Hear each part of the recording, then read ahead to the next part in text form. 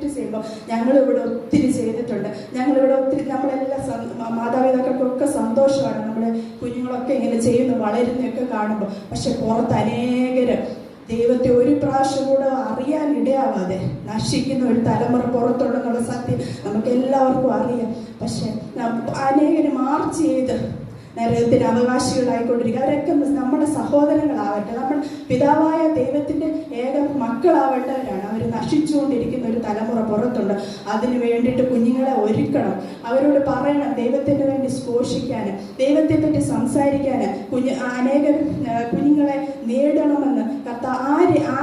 ആരെനിക്ക് വേണ്ടി പോകും, ആരെ ഞാൻ അയക്കുമെന്നുള്ള ദൈവത്തിന്റെ ശബ്ദം ദൈവത്തിന്റെ സഭയോടും ദൈവമക്കളോടും ഒരുപോലെ നമ്മളോട് ഒരുമിച്ച് ചോദിക്കുന്നു.